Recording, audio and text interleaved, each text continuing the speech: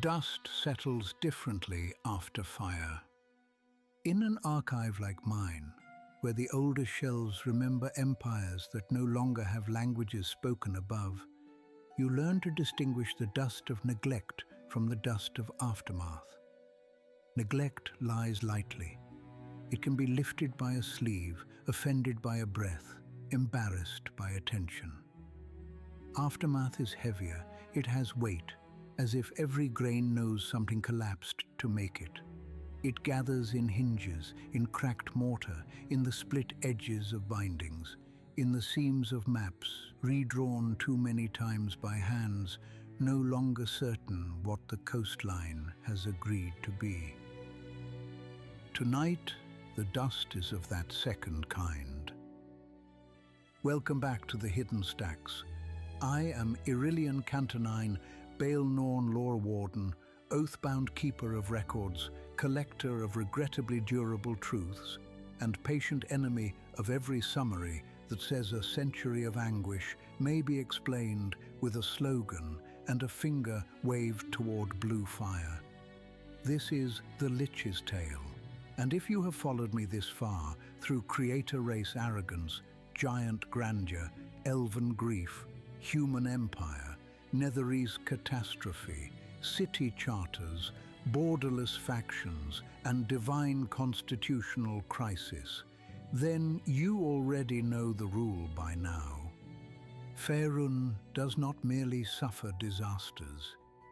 It is revised by them. Last time we walked a year of shadows, 1358 DR, when the gods themselves were cast down, and the high offices of heaven were subjected to a humiliating audit. We traced the theft of the tablets of fate, Ao's cold correction, the mortal vulnerability of wandering deities, the rise of opportunists into portfolios they had no moral title to inherit, and the terror felt by every faction and people forced to go on living while theology ceased being distant and became traffic. I said then that the time of troubles taught Faerûn to survive ontological revision by turning it into history instead of contradiction. Tonight we test whether the lesson held. Because the century after 1358 is not one of serene recovery.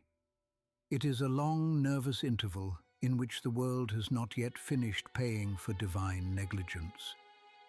The debts come due in 1385 DR with the spell plague, when Mistra falls, the weave breaks, blue fire sweeps the world, and Toril remembers, with the usual lack of gratitude, that the laws under which people had built their lives were not self-maintaining.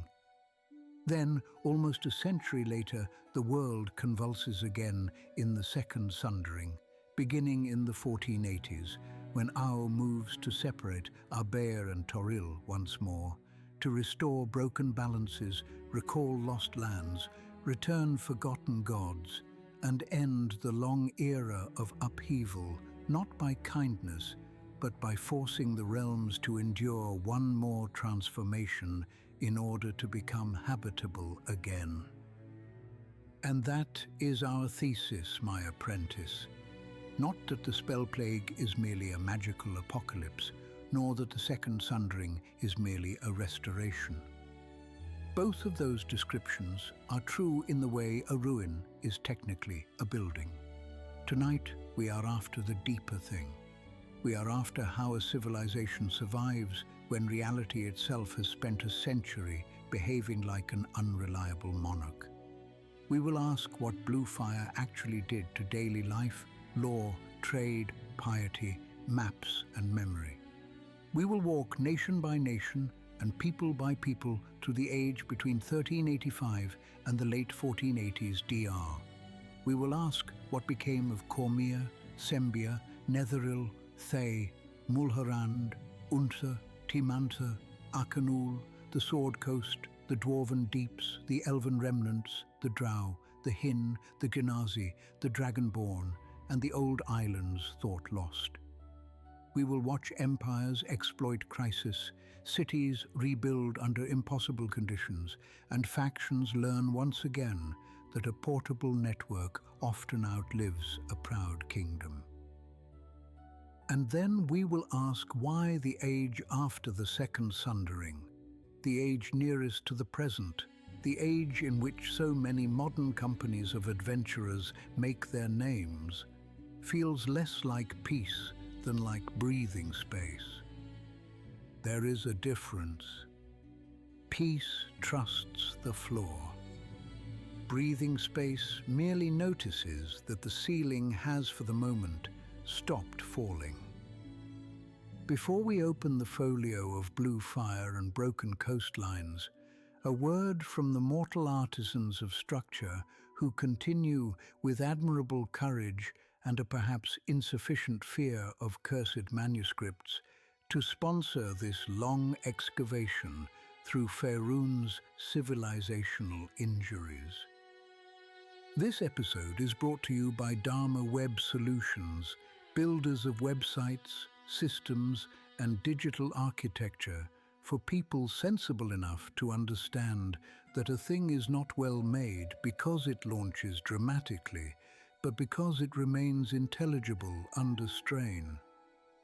If you need front-end work with elegance, back-end work with rigor, or the difficult connective craft that keeps one part of a system from silently poisoning the next, visit dharmawebsolutions.com. They build the way any wise realm should rebuild after cataclysm, by assuming the future will not honor your optimism merely because it was heartfelt. Now then, set the mapstones flat. Keep a candle near the old coastlines and another near the dates. For the next few hours, even the ground will not be trustworthy. The spell plague begins, as several Faerûnian calamities do, with an old lesson insufficiently learned from an earlier one. In 1358, the gods had been reminded that office is stewardship. Some listened more than others. Shah, who had never been temperamentally suited to stewardship of anything she could not also obscure, covet, or unmake, continued to resent Mistra's role as regulator of magic. Cyric, unstable, vain, murderous, and very nearly a standing argument against letting clever mortals near divinity without supervision, proved a useful instrument. In 1385 DR, the year of blue fire, Mistra was slain through the work of Cyric and Shah. The realm of Dweomahat was shattered. The ordered structure through which arcane magic had been made governable in Toril, the Weave, collapsed. Then the world found out how much of itself had been resting on that invisible lattice. To say that magic went wild is accurate and hopelessly insufficient. Wild implies excess without architecture.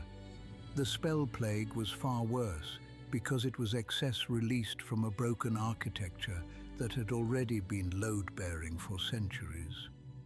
The common folk of Faerûn did not live in some pristine medieval innocence, interrupted only by the occasional wizard's experiment.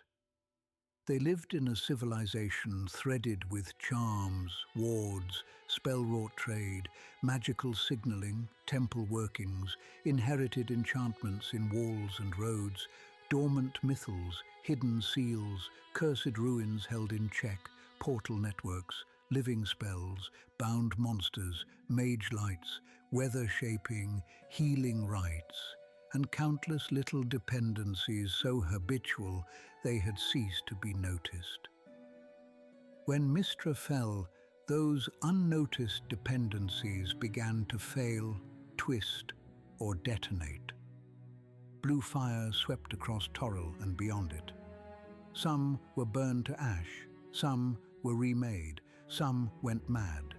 Some acquired spell scars, terrible marks of lingering blue flame that could wound, empower, deform, or unmoor a life from ordinary predictability.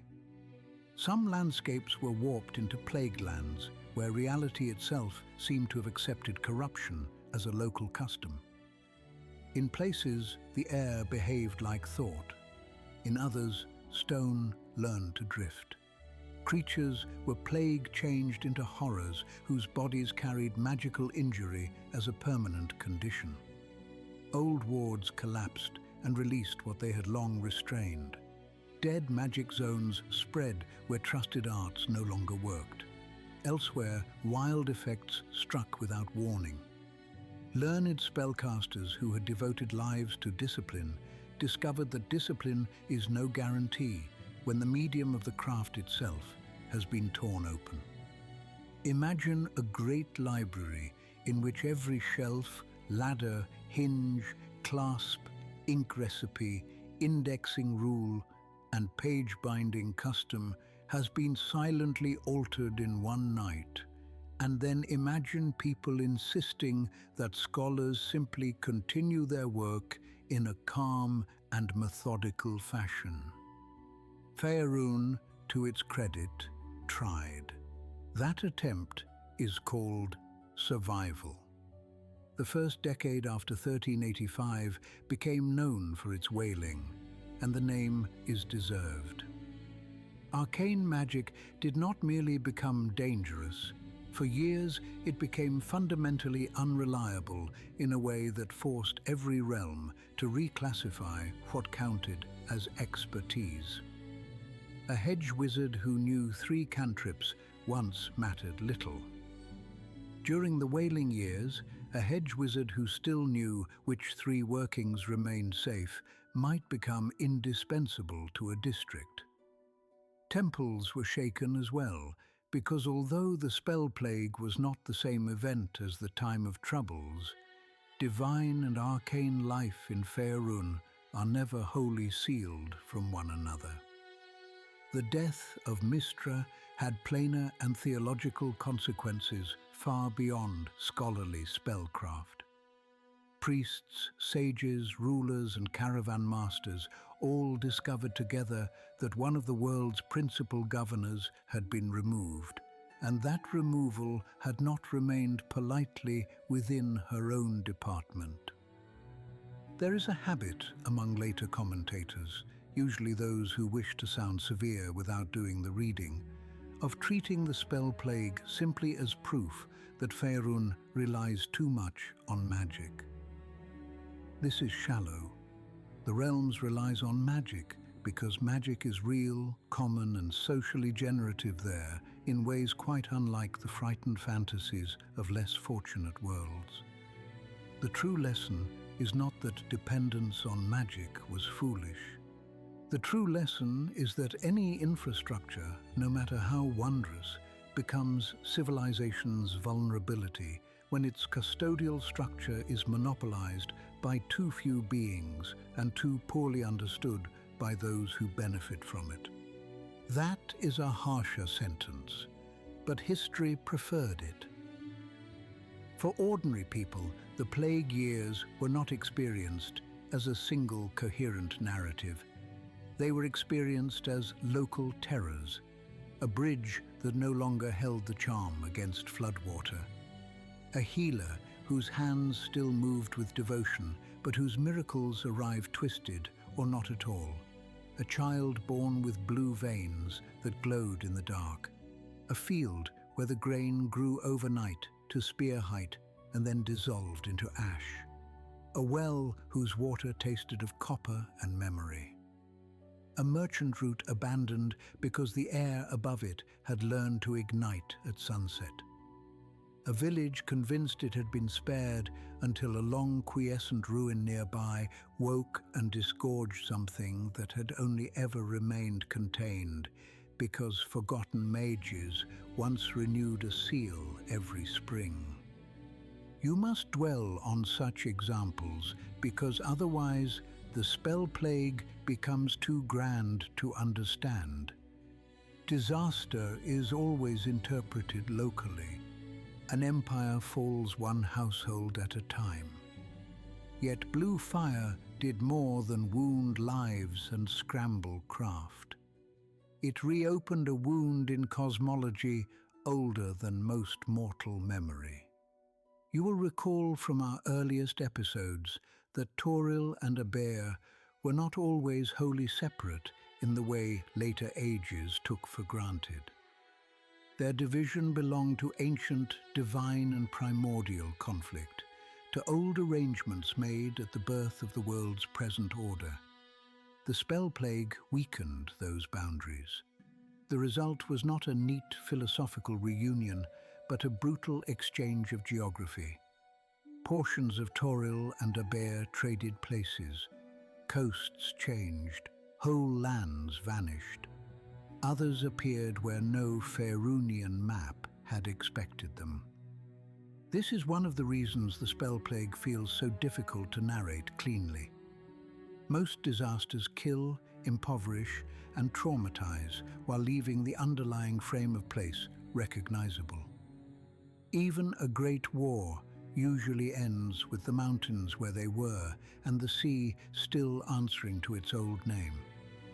The spell plague was less courteous. It did not respect the distinction between history and cartography. The West and South felt this in ways that would have driven a calmer world to collective madness. Maztica vanished from Torilian reckoning and was sent to Abair. Laerakond, what many in Faerûn called returned Abair, appeared west across the trackless sea, a vast continental intruder that did not belong to older sailor memory.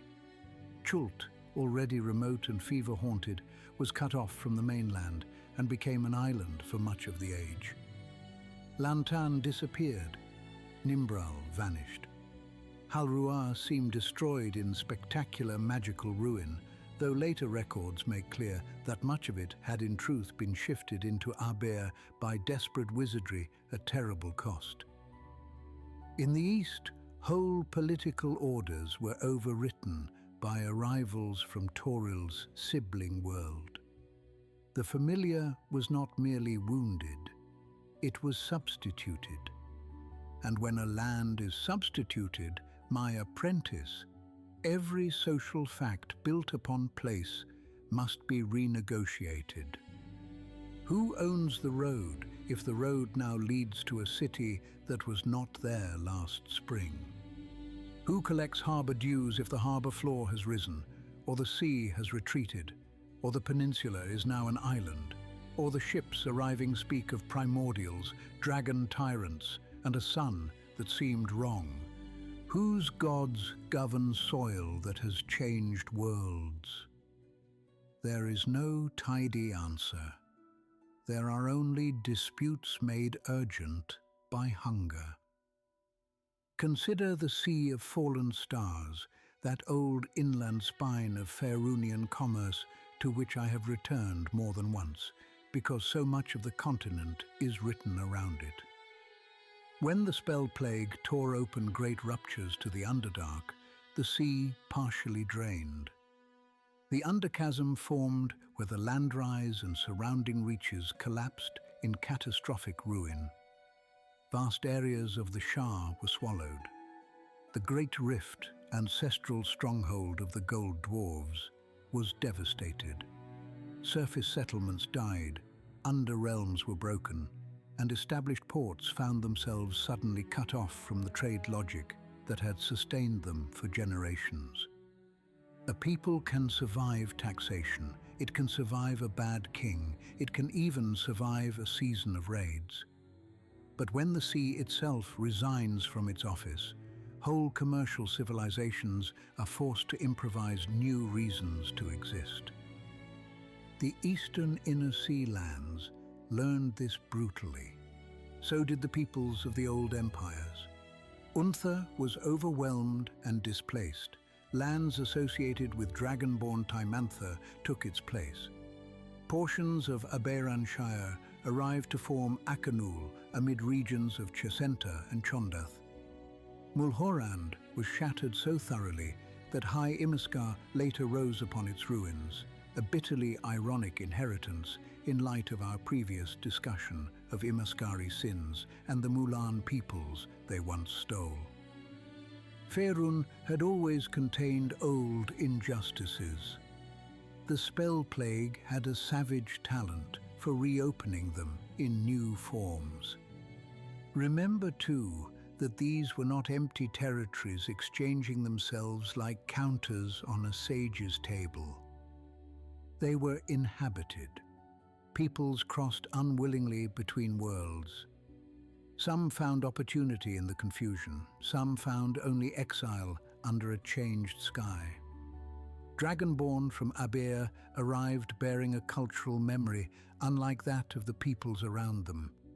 Suspicion of dragon rule, martial discipline forged under harsh conditions, and a social inheritance that had not been shaped by Faerûn's old divine settlements. Genesee societies likewise became more visible and politically concentrated in the age between Plague and Sundering, especially in Akanul, where elemental heritage and Aberan precedent were not curiosities but structuring facts of the realm.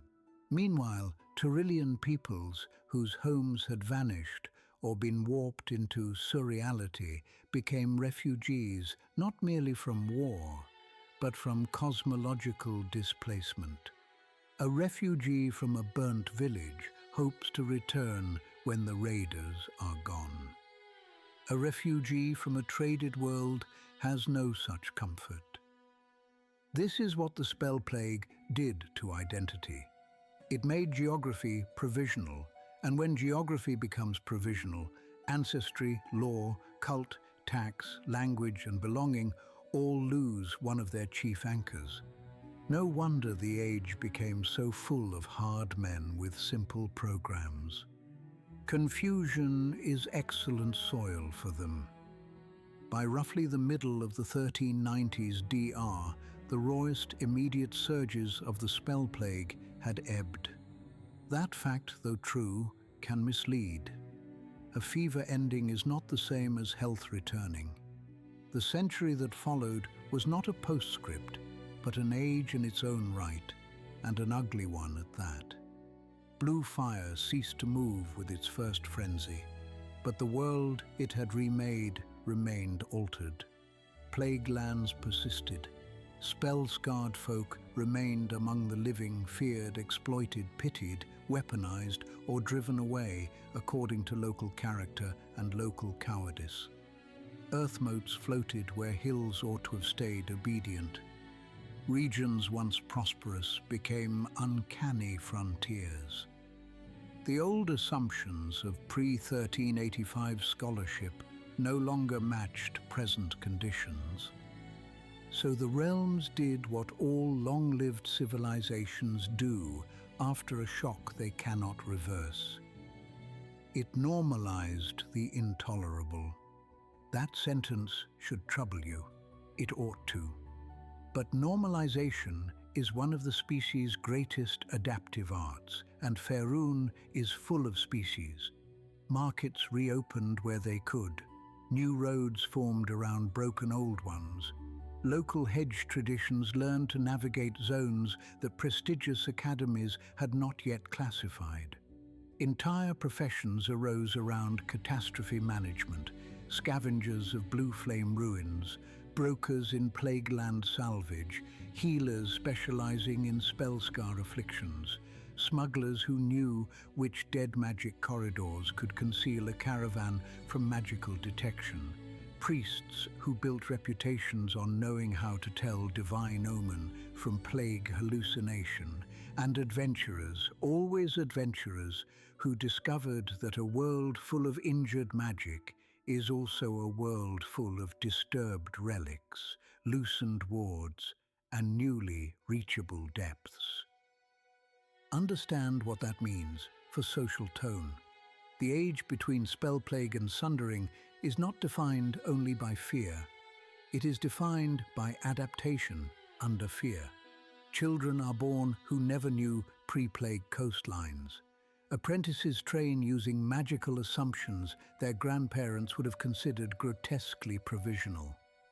Rulers inherit thrones already surrounded by landscapes that do not match their dynastic archives. Faiths quietly rewrite liturgical expectations. Guild charters take account of changed trade winds, vanished clients, and new peoples with unfamiliar customs. Even language shifts. Terms such as spell-scarred, plaguelands, earthmotes, bluefire, and returned lands cease to be wonderstruck descriptions and become ordinary nouns in legal disputes and tavern gossip.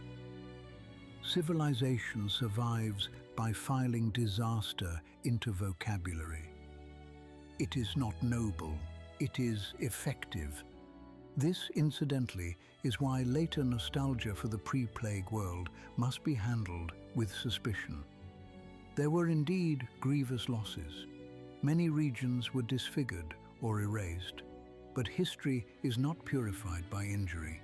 The century also generated new peoples in new proximities, new trade, new rivalries, new hybrid practices, new anxieties, and new ambitions that did not simply vanish when older maps later tried to reassert themselves.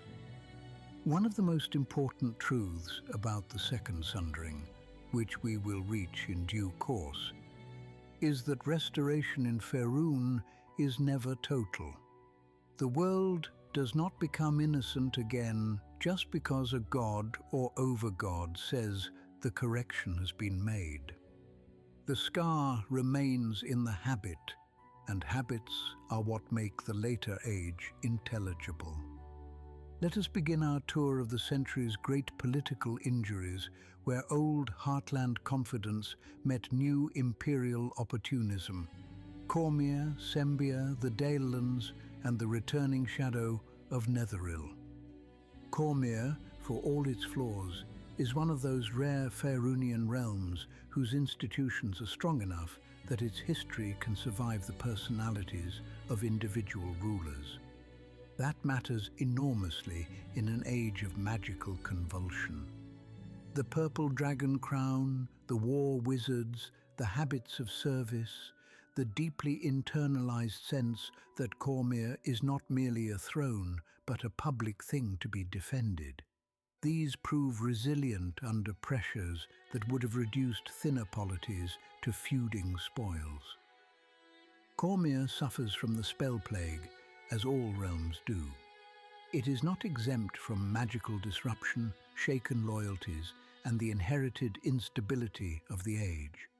But it remains recognizably state-like. It continues to tax, to patrol, to judge, to marshal, to remember itself. In a century of broken continuities, that is no small power. Sembia offers the mirror opposite. Wealthy, mercantile, pragmatic to the point of chronic moral anemia, Sembia had long treated politics as an extension of accountancy by other means. There is brilliance in that model during ordinary years. Merchant polities are often more adaptive than aristocratic ones because they understand risk, liquidity, and incentive. But they are also vulnerable to capture by any outside power patient enough to make itself profitable first and sovereign second. The returning Netherese of Shade understood this exquisitely. Through influence, coercion, magical leverage, and the steady corruption of merchant houses by shadow-backed advantage, Sembia drifted into vassalage beneath Netherese dominion. It became, in effect, the counting house behind an imperial project that preferred to keep its hands clean of mundane bookkeeping. There is a cruel elegance in that arrangement. Shade did not need Sembia to become loyal in the romantic sense. It only needed Sembia to become useful. And Sembia, being Sembia, had generations of men ready to mistake usefulness for autonomy as long as the ledgers still made them feel important. Now, Netheril in this age requires a little care in telling, because we are not speaking of the ancient empire of Aulaeum and Karsus as it was before the fall, but of returned Netheril, the Shadowvar realm of shade, surviving heirs of one strand of Netherese legacy, steeped in shadow, ambition, and old entitlement. If earlier Netheril taught Faerûn the danger of treating magic as civilizational right, returned Netheril taught it the danger of combining that old certainty with grievance. Shade had memory, grievance, power, and a program. Such combinations are always dangerous. A civilization that believes itself wronged by history, while also believing itself uniquely fit to reorder history, is already halfway to atrocity.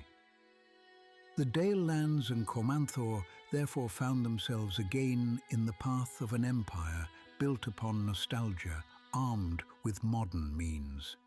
The recovered or restored elven presence in Myth Drana and surrounding Cormanthir did not exist in a vacuum. It existed beside Netherese designs, Sembian subordination, and Cormyrian resistance. The old heart of Faerûn became once more a battlefield between competing ideas of continuity. On one side stood those who wished, however imperfectly, to rebuild lands of charter, kinship, and region-bound legitimacy. On the other stood shadowed imperial restoration, using client states, magical superiority, and the old intoxicating lie that if one's forebears were grand enough, present domination is a kind of filial duty. You can hear, I trust, why I distrust romance in historical memory. The years of the Second Sundering made these tensions incandescent. Between 1484 and 1486 DR, as global upheavals gathered force, Cormyr was drawn into a savage war on two fronts. Sembian and Netherese pressure fell on the Dale lands, while Netheril struck Cormyr's own borders. This was no tidy regional conflict isolated from the wider world-shaping event. It unfolded amidst the storms, weird weather, divine maneuvering, and cosmic instability of the Sundering years. King Irvil Obaskir died during the siege of Suzail. Queen Rhaedra succeeded amid invasion and recovery. Cormyr held, but at cost. The realm's survival in those years is one of the clearest proofs in later history that disciplined institutions matter more than any one heroic speech about destiny. Sembia, meanwhile, paid the price for having allowed wealth to become its chief political language. A realm that can be bought piecemeal is rarely defended as a whole. Yet even there, history remains untidy. The same merchant flexibility that had eased subjugation later aided recovery. When the shadow imperial structure collapsed, Sembia did not cease to exist. It reverted, fragmented, negotiated, reconstituted. That is Sembia's genius and its curse. It is difficult to inspire, difficult to trust, and very difficult to finish off. All of this culminates in one of the great symbols of the age's end. In 1487 DR, Shade moved openly against Myth Drana. Telemont Tanthal sought to seize the power of Myth Drana's Mythal in service to Shah and Shadowed Dominion. Other terrible powers, Larlock among them, intervened out of their own appetites. The resulting catastrophe ended with Thultanthar, the flying city of Shade, falling upon Myth Drana. Both cities were destroyed. There is an entire philosophy of Faerûn in that image. The open city and the shadow city, the old hope and the old grievance, the mythal and the enclave, the elven dream of shared civilization, and the Netherese insistence that superior power legitimizes rule.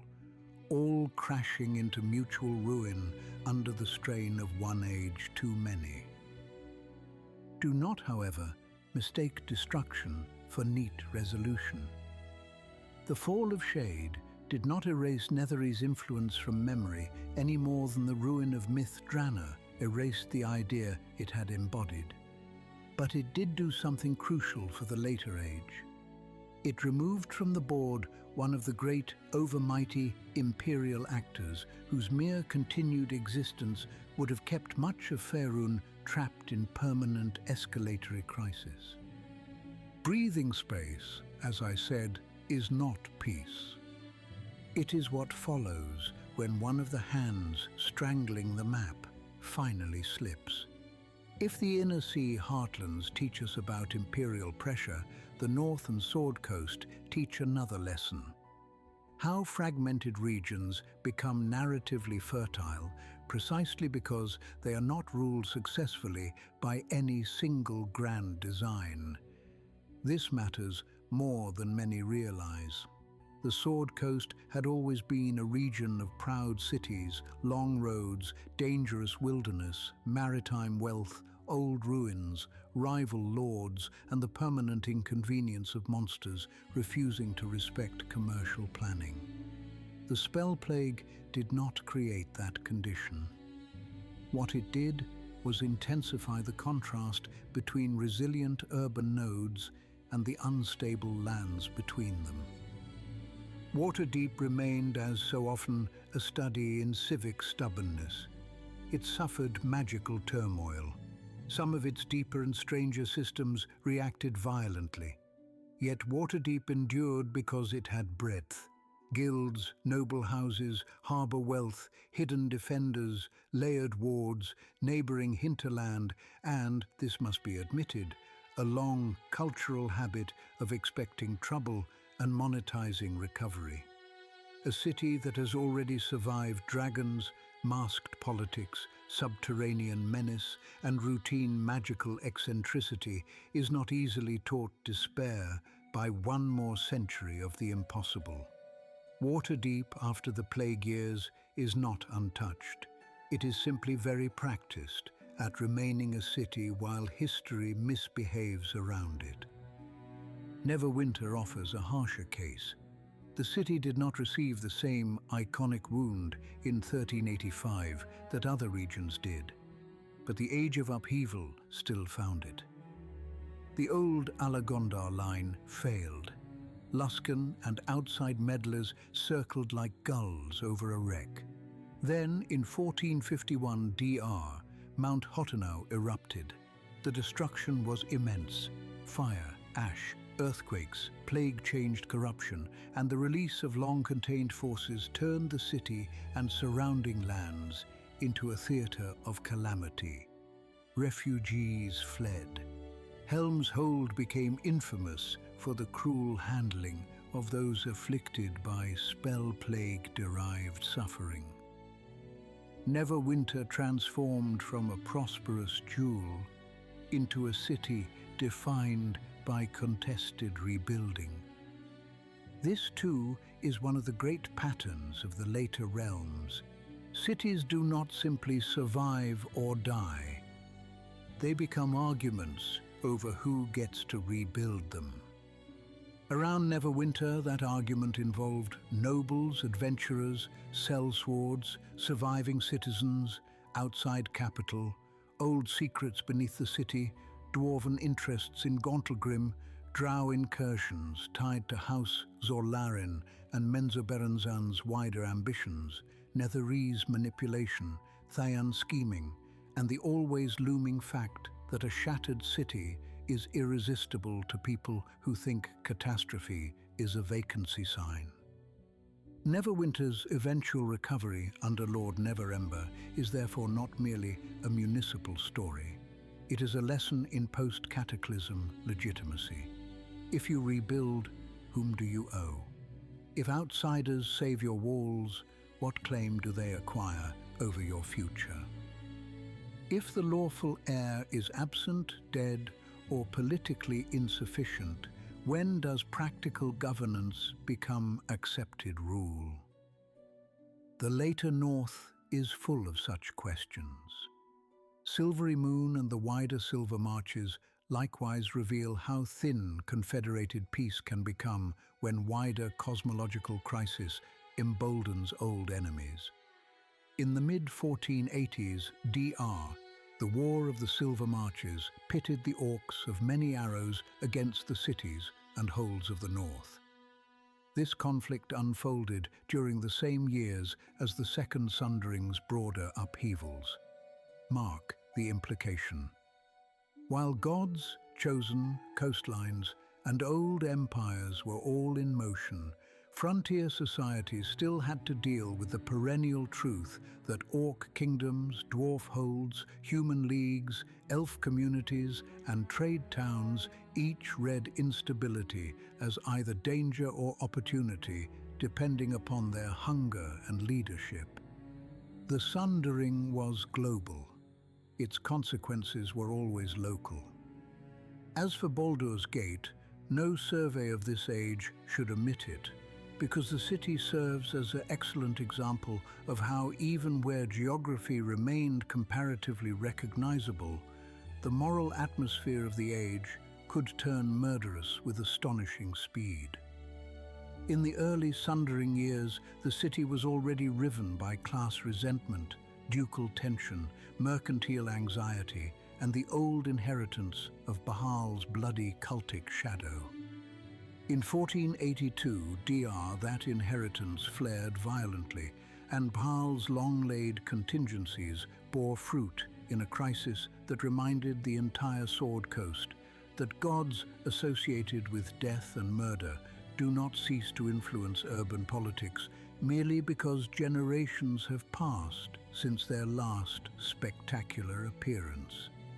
Baldur's Gate did what Baldur's Gate often does. It made cosmic horror municipal. That city has an unlovely genius for it, and all along the coast, smaller settlements watched these great cities and learned a practical lesson. No one would keep the roads fully safe for them. No empire would solve every border problem. No god would guarantee clean succession. No magical order would stabilize all things from above. Survival would therefore depend upon mixed arrangements: local militias, hired blades, temple alliances, merchant capital, adventuring companies, smuggling understandings, diplomacy with nearby non-human powers, and a constant willingness to exploit whatever ruin the age had made newly accessible. Now you may begin to see why so many modern tales cluster in this region and in the age after the Sundering's end. The Sword Coast is not central because it is the most orderly part of Faerûn. It is central because it is ordered enough to sustain roads, ships, guilds, rumor, and patronage, while disordered enough that a handful of capable, reckless, morally variable people can still matter. That is narrative fertility in its purest civic form.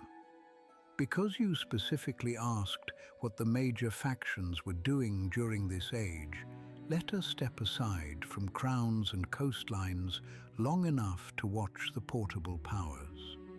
The Harpers entered the wider era already acquainted with the costs of opposing centralized tyranny, magical overreach, and the corruption of ideals by power. But the spell plague and its aftermath tested the Harper model in a particularly cruel way. A decentralized fellowship of spies, singers, scouts, sages, and quietly stubborn meddlers is excellent at resisting a single villain or blunting the ambitions of a visible despot. It is less naturally suited to an age when the very world becomes unstable, maps no longer hold still, old communication lines fray, and trusted magical assumptions are themselves suspect.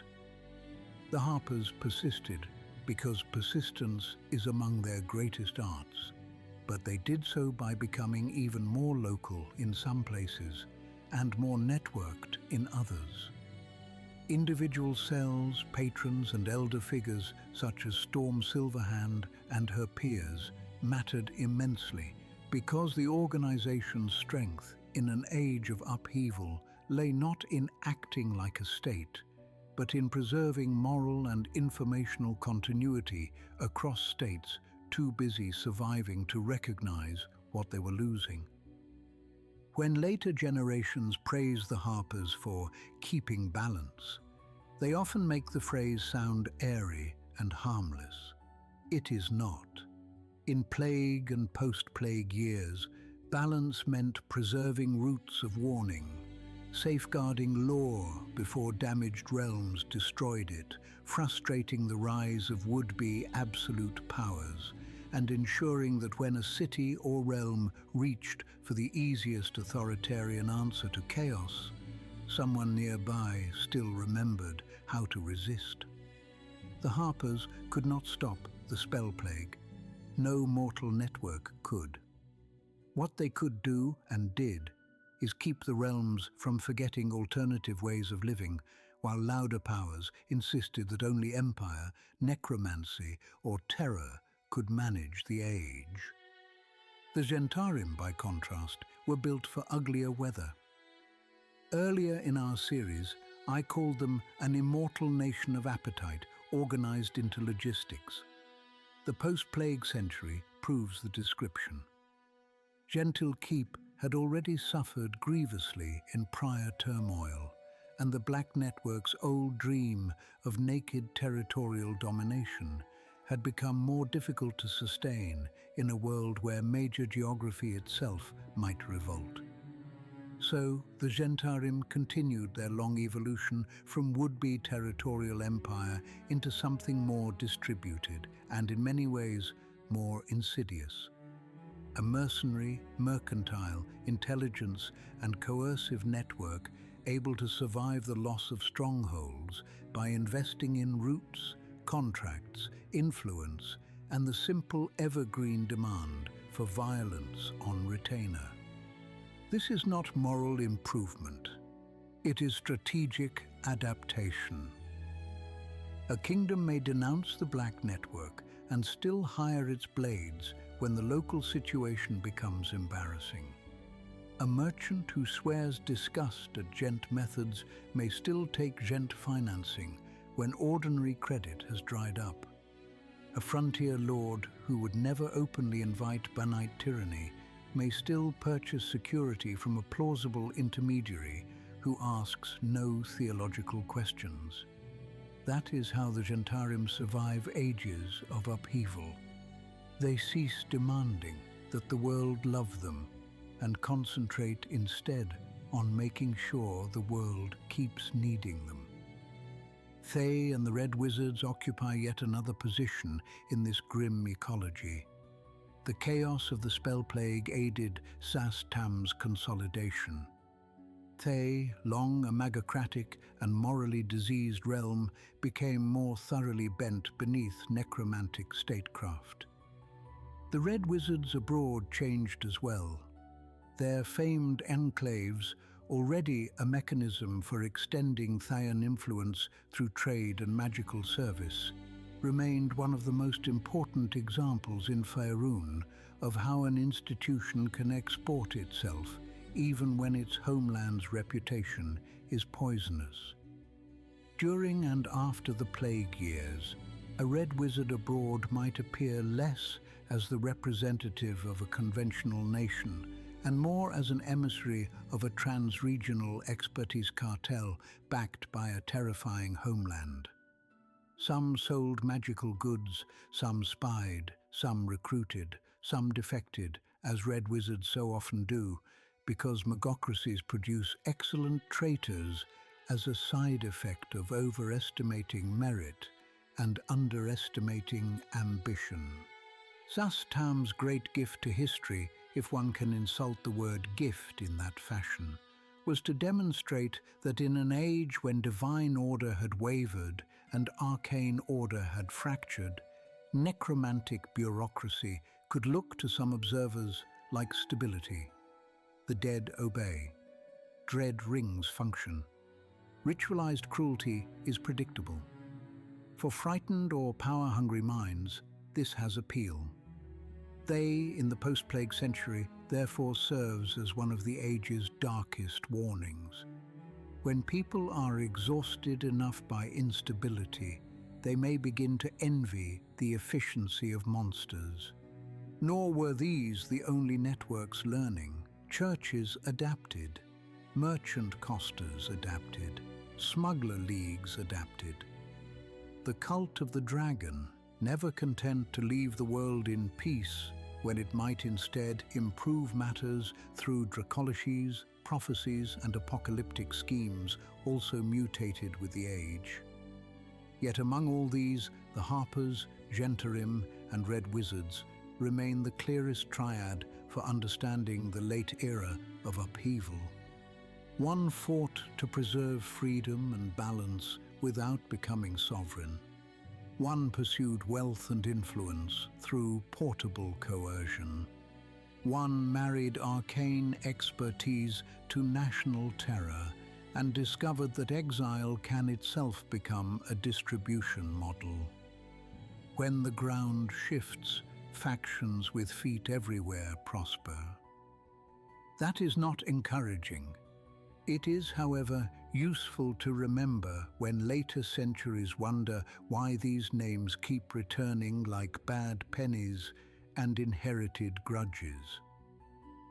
Nowhere does the age reveal the cruelty of cosmological correction more vividly than in the East, among the old empires and their neighbors. You will forgive me, I hope, if my voice hardens here. The eastern lands carry very old injuries. Imaskar stole peoples across worlds. Mulhorand and Unther arose under god-kings and imperial memory. Chesenta grew amid war and city pride. Chondath rose and waned through trade and ambition. They broke from older structures to pursue magocratic monstrosity with uncommon discipline. In such a region, any global upheaval is never merely new. It is always old injustice finding a new mechanism. The spell plague struck with particular violence. Mulhorand was shattered. Upon its ruins there arose High Imaskar, a cruel irony so perfect that one suspects history was in an especially bitter mood. Descendants of the ancient artificer tradition established dominion again over lands bound to peoples whose ancestors had once been stolen by their forebears. True, the ages were separated by vast time, and no modern polity is simply guilty for the bones beneath its foundations. But the symbolism mattered, and symbols in Faerûn are rarely idle. For Mulan memory, for priesthoods, for anyone with even a modest sense of historical offense, the sight of Imaskari power on Mulhorandi soil was intolerable even before one considered ordinary politics. Unther fared differently, but no less terribly. Much of old Unther's territory was altered, displaced, or overwritten by the arrival of Timantha, the dragon-born realm transplanted from a bear. Pause there, because this is one of the most consequential social changes of the age and deserves more than passing mention. The dragonborn of Timantha did not emerge from some vague monster man category waiting conveniently at the edge of old Faerûnian imagination. They arrived with their own cultural memories, civic habits, military traditions, and historical grievances, especially toward dragons and draconic oppression in Aber. They were neither simple refugees nor mere invaders. They were a people made abruptly proximate to older Faerûnian civilizations that had no inherited place prepared for them. Their presence forced Eastern politics to widen, unwillingly, into a more cosmological frame. A realm can negotiate with a neighboring kingdom. It has precedence. It does not know what to do at first with a neighboring kingdom from another world. Timantha's political culture, stern, martial, communal in its own distinctive ways, proud, disciplined, suspicious of inherited tyranny, stood in marked contrast to the theocratic and monarchic traditions around it. Unsurprisingly, conflict followed, yet so did accommodation. Dragonborn communities took root in Faerûn. Their soldiery mattered. Their customs entered the larger social awareness of the continent. They became, over the decades, not novelties, but one of the settled facts of the later age. This is why any honest telling of the post-Sundering world must reject the childish idea that the second Sundering put everything back. It did not. Once a people has lived, fought, traded, married, buried its dead, and written its own names into local stone for a century, no metaphysical correction can truthfully pretend they were only passing weather. Akanul offers a similar lesson through Genasi. Formed from Abiran lands placed where portions of Chesenta and Chondath had been, Akanul brought a concentrated Genasi-led polity into the eastern balance. In Airspur and its orbit, elemental heritage was not an exotic bloodline encountered one caravan in 20, but a public structuring fact. Rank, culture, and political memory were shaped by an Aberan past under primordial-laden conditions unfamiliar to many Faerûnians.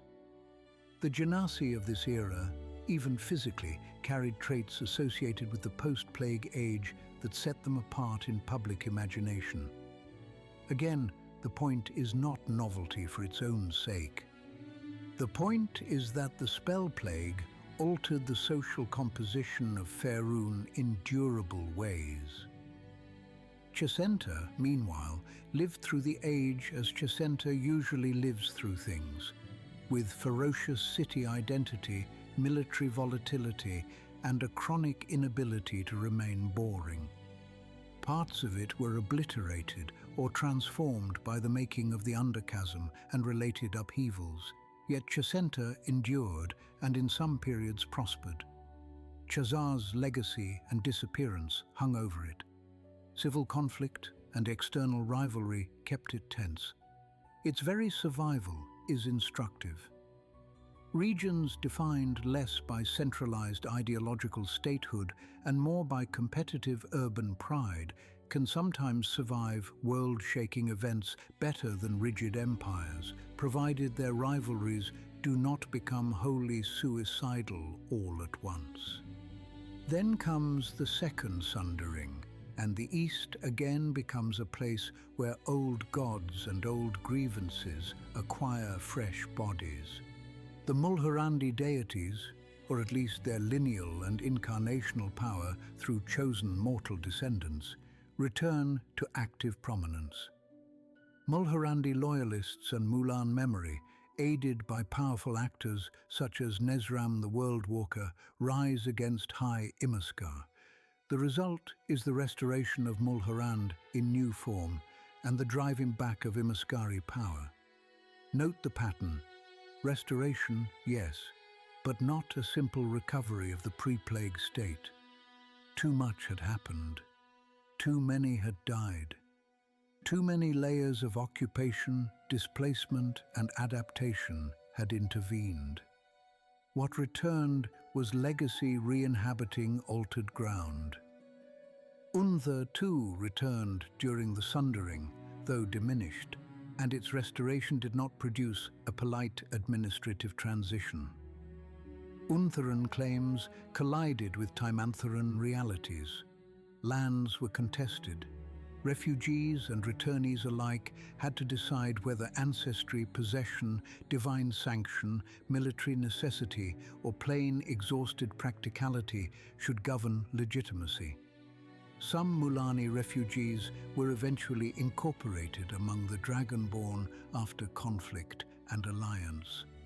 Such outcomes are messy, human, and much more historically believable than any tale in which one banner simply replaces another and everyone agrees the matter is settled because a god has made a pronouncement. Gods pronounce, people remain. That is the governing fact of all restorations. So when you think of the East in this age, do not imagine a single theatrical tableau of blue fire and returning idols. Imagine instead an entire region forced to argue under catastrophic conditions about who belongs where after worlds have traded land beneath living populations. Imagine old imperial memories colliding with new civic realities. Imagine priesthoods, soldiers, merchants, refugees, and foreign emissaries all attempting to read the same storms as proof of mutually incompatible destinies. One grows tired merely cataloguing it. Living through it must have been exquisite misery. Turn now to the south and far west, where the spell plague and sundering together reveal that remoteness is not safety, only a different style of vulnerability. Halruaa had long stood in Faerûnian imagination as the wizard realm apart, proud, secretive, magically sophisticated, difficult to invade, and therefore easy for outsiders to misunderstand either as paradise or as intolerable arrogance in nation form. The plague years destroyed both romantic simplifications. When blue fire erupted in and near Halruaa, the devastation visible from Toril was so enormous that many believed the kingdom annihilated outright. In truth, much of Halruaa survived through desperate and extraordinary action, shifting itself into Abir. The lands left behind on Toril were still blasted into surreal, plague-wrought horror. The Mhair region and surrounding reaches became bywords for magical contamination and dangerous mutation. Yet Halruaa's deeper lesson in this age is not that wizards can save themselves. It is that even a realm as magically self-confident as Halruaa survives cataclysm only by accepting exile, loss, and transformation. No amount of arcane refinement exempts a society from contingency. When Halruaa returned during the Second Sundering, it did not reappear as a pristine pre-plague power. It returned diminished in wealth, magic, and population, though still formidable. That matters. The later realms is full of such humbled survivals, states and peoples restored enough to matter again, but not enough to dominate by inherited right. This is one of the reasons the post-Sundering age feels breathable. Many of the great powers return with memory intact, but capacities reduced. They can shape events. They cannot simply command them. Lantan presents a different version of absence and return. The island realm vanished in the chaos of the Plague Age and later reappeared. By the later 1480s, its ships were again seen upon the Sword Coast, and reports painted the Lantanese as more secretive and more advanced in their technical arts than before. There is a whole quiet novel of civilization hidden in that fact. What happens to a technologically ingenious island people after a century of removal? What knowledge do they keep? What do they refuse to explain? How does absence deepen a culture's preference for control? Later mariners and merchants would learn that Lantan had not returned to become familiar. It had returned to remain Lantan, useful, fascinating, and guarded. Nimbrel, too, passed through disappearance and reappearance wrapped in secrecy. One could almost admire the consistency if it were not so exasperating to archivists. Islands that vanish during the most unstable century in modern memory and then return offering few explanatory satisfactions are, I assure you, bad for shelving discipline. Still, their restorations contribute to the larger pattern. The Sundering is not only about the grand heartlands. It is also about peripheral worlds and semi-mythic polities coming back into circulation under changed terms. Chult deserves special attention because its case illuminates the difference between geographic reconnection and true integration. During much of the post-plague century, it stood apart as an island, physically severed from the mainland. During the Second Sundering, it became a peninsula again. One might naively suppose this restored normality. It did not. Chult remained remote by mountain wall, jungle density, monstrous ecology, disease, ancient ruins, Wanti menace, undead legacy, and the simple fact that geography is only one layer of access. Reattachment changed trade possibilities, strategic calculations, and the imaginative map of Faerûn. It did not make Chult tame. This is why the post-Sundering world contains so many regions, newly or newly again reachable, that are still functionally frontier. Accessibility has degrees. For adventurers, that is excellent news. For tax collectors, not so much. And then there is Mastika. Its disappearance to Aber during the Spell Plague and return during the Second Sundering remind us that Faerûn is only part of the greater Tyrillian story, though Faerûnians are often too self-impressed to admit it. Mastika's absence had consequences for Western trade, for colonial ambitions out of Amn, and for all the mental maps that had quietly assumed the Western Ocean ended in a familiar other continent rather than uncertainty. Its return restored possibilities, wealth routes, and mysteries in equal measure. Not everything about its century away was explained. Indeed, much was left obscure. But obscurity itself has consequences. When a land returns, bearing changed conditions and incomplete knowledge, every prior relationship must be renegotiated under the burden of rumor. Even Kalimshan and the Shining South, which did not vanish wholesale in the dramatic fashion of some others, lived through these centuries under the shadow of altered sea routes. Magical contamination in neighboring regions revived ancient threats and the changing balance of maritime commerce. The South was never merely there while the North had adventures. It was being repositioned in the same continental argument, only through different levers: trade, weather, distance, plague-wrought zones, returned islands, and the persistent reality that when the edges of the map move, the center's confidence moves with them. This is one reason I insist that the Spell Plague and Sundering be understood not as plot points, but as civilizational events. A kingdom can survive if its king dies. A coast can survive if a pirate fleet raids it.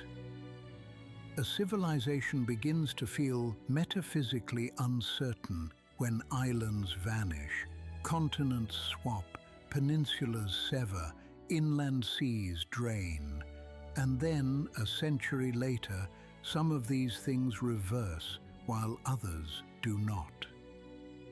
That uncertainty lingers in the bones of the age after, even where the roads are dry again.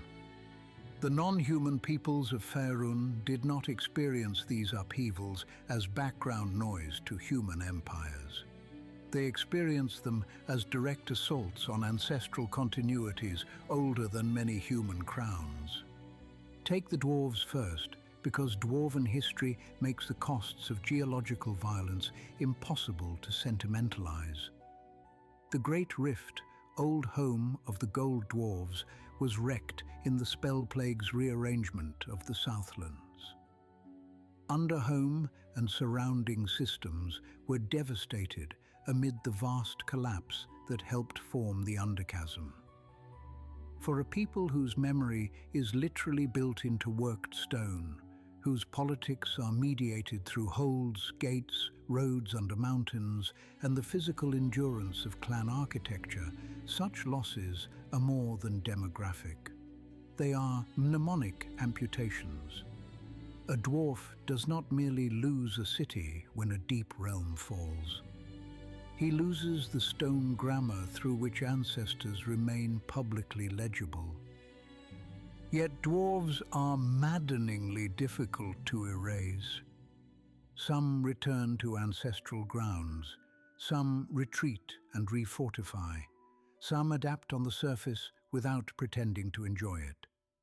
Shield dwarves in the north pursue their own long recoveries, tied to Mithril Hall, Citadel Adbar, Citadel Felbar, Gauntlgrim, and the shifting balances of the Silver Marches. Gold dwarves confront the ruin of old certainties in the south. Everywhere, clan, oath, and craft remain the instruments of endurance. If human polities of this age teach flexibility, dwarven communities teach obstinacy under metaphysical insult. They rebuild because that is what dwarfhood requires, not because the world has offered an apology. Gauntlgrim deserves special mention because it becomes one of the great symbolic nodes of the late age. A lost or half-lost dwarf wander below the north, tied to primordial fire, coveted by drow, fought over by ambitious powers, and ultimately central to the fate of Neverwinter and surrounding lands. There again you can see the age in miniature. Ancient dwarven inheritance, underdark encroachment, surface city catastrophe, outsider greed, and heroic reclamation, all knot together in a single place. The later realms does not invent adventure from nothing. It inherits a world in which the old places have been reactivated by crisis. The Hin of Luaren endure a different species of catastrophe. The land was partially drowned in the upheavals tied to the Spell Plague. Recovery came, but not through some grand martial or imperial gesture. Luaren's restoration is one of the quieter yet lovelier notes in this violent century.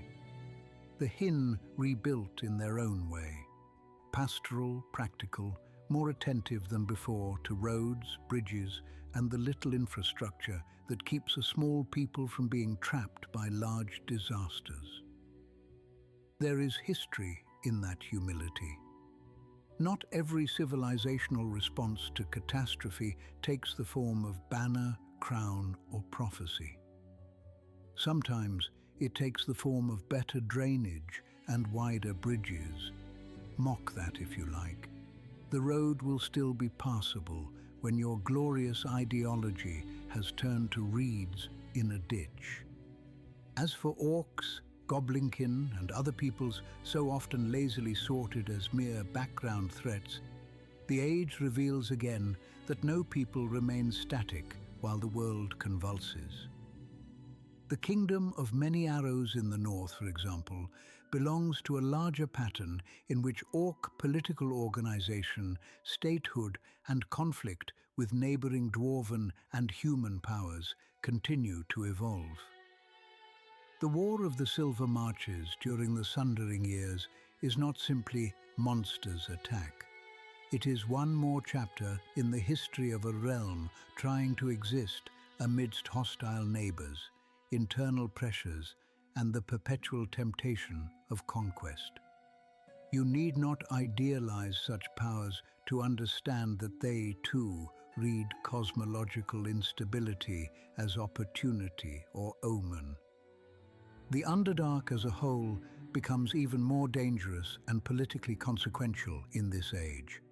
Surface collapses, ruptures, drained waters, and magical disorder alter access routes and power balances below. Drow settlements are destroyed in some places and emboldened in others. Old seals loosen. Trade and raiding paths shift. The deep powers, illithids, aboleths, drow houses, duergar, beholder tyrants, deep gnome enclaves, nameless horrors, which it is late and impolite to enumerate in full, benefit whenever the surface spends a century too exhausted to pay proper attention to what lives underneath. This is one of the less glamorous but most important consequences of the Plague Age. While kings and sages stare at blue fire above, the deeps reorganize below. That fact will haunt the present age more than polite surface histories usually admit. Elven peoples too live these centuries under particular strain, and not only because they remember longer than most. To an elf, a century is not an abstraction. It is sometimes the lifetime of a single policy mistake still vivid enough to resent properly. The restored and recovering elven domains of the pre-plague era, especially around Cormanthor and Myth Drannor, had already been wrestling with the old question that has followed elven politics since before the Crown Wars. How open may beauty be without inviting predation? And how defensive may memory become without curdling into paralysis? The spell plague did not answer that question. It merely made the asking harsher. Magical traditions were shaken, old sites destabilized, human and shadowed imperial ambitions pressed close. Evermeet itself passed into a more distant, liminal condition during the age, as if even that ancient refuge had to acknowledge that Toril's boundaries no longer obeyed ordinary expectations. When Evermeet became more removed, surface elves lost not merely a haven, but a psychological guarantee that somewhere the old center still existed untouched. There are few things more dangerous than a people realizing its refuge is subject to history after all. Myth Dranor's final destruction in 1487 we have already spoken of as the mutual ruin of rival inheritances. But one must also understand it in specifically elven emotional terms. This was not merely another city lost. It was the refutation once again of the hope that the ancient open ideal could simply be resumed by sufficient will. The Tree of Souls endured. Survivors remained. Elven civilization did not vanish. But the age taught surface elves that restoration would henceforth be partial, local, negotiated, and haunted. No second first flowering was coming. Among the Drow, the age was no less convulsive. Lolth's worship and the vicious house politics of cities such as Menzoberranzan continued to define great swaths of Drow power, but the broader metaphysical upheavals opened pressures of their own. Underdark roots shifted, surface vulnerabilities changed. Opportunities around Gauntlgrim, Neverwinter, and other troubled zones drew Drow ambition outward. House Zorlarin's movement toward Gauntlgrim is an excellent example of how Drow houses exploited surface and subsurface instability alike, treating cataclysm as a resource frontier rather than a reason for caution. And yet Lolth did not enjoy uncontested theological ease. The long centuries of Drow religious fracture, however suppressed, do not cease merely because surface chroniclers tire of nuance and speak as though all Drow thought with one spider-shaped mind. The legacy of Eilistrae, the influence of Faerûn, the existence of dissident houses, exiles, renegades, hidden shrines, and surviving traditions all remained relevant. In the wider churn of the later age and the second Sundering, gods thought absent or diminished could return.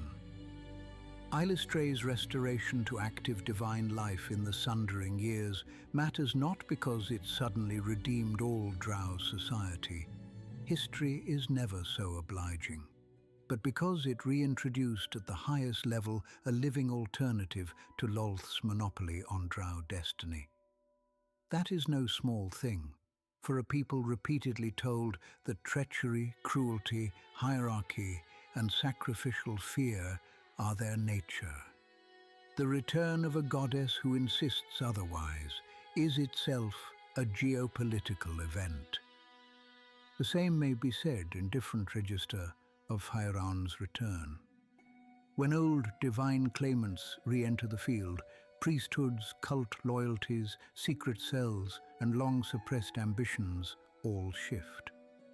Surface-dwelling observers often underestimate how much Drow politics is theological in the most practical sense. Portfolios are not abstractions there. They determine who has sanction to rule, raid, breed, punish, defect, redeem, or dream. Thus, the later ages' rearranged divine environment matters deeply below the surface. And this too contributes to why the post-Sundering world feels charged rather than settled. The old monopolies are weaker. The alternatives are real again. Whenever that happens in Faerûn, stories multiply. We have spoken so far of the age as a century of adaptation under damage. But an injured order does not continue forever without either hardening into a new normal or being challenged by some further correction. In Faerûn, the correction begins not with comfort, but with Mystra's return. By 1479 DR, the long labor of her chosen and allied powers had brought the goddess of magic back into active being. I am not going to rehearse every strand of that difficult restoration. The archives are thick with contradictory emphases, and some mysteries deserve their candle shadow. What matters for us is the consequence. The weave was renewed. The universal reign of spell-plagued conditions ended. Magic did not become simple. Do not be ridiculous. But it ceased to live under the same open wound. Areas marked by blue fire injury remained. Legacies persisted.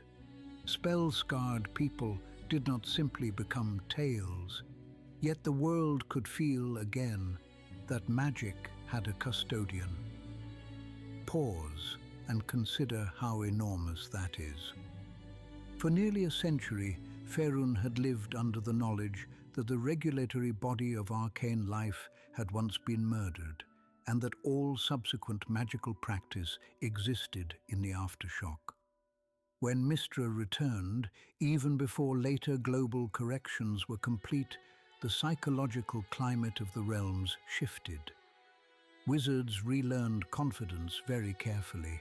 Temples and learned orders recalibrated their relation to arcane practice. Old spells and older assumptions regained relevance. Scholars could once more imagine continuity instead of mere adaptation. It is difficult to overstate what hope that offered. Cautious, wounded, suspicious hope, yes, but hope nonetheless. Then Ao turned hope into another trial. The Second Sundering, beginning in the early 1480s DR and reaching its decisive years from 1482 through 1487 and beyond, was not a single burst like the first day of the spell plague. It unfolded over years. That temporal spread matters.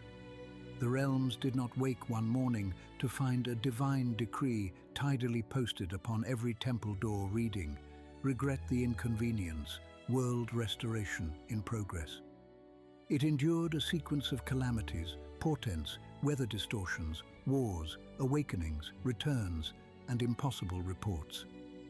Equinoxes and solstices drifted, storms, quakes, and floods struck. The great rain fell over central Faerûn for months upon months, healing some wounds while inflicting others. Deities, uncertain of how the recreated tablets of fate and renewed separation of worlds would affect them, acted through their chosen and servants. What later sages summarize as the Second Sundering was, on the ground, a prolonged emergency full of contradictory local meanings. Again, that local dimension matters.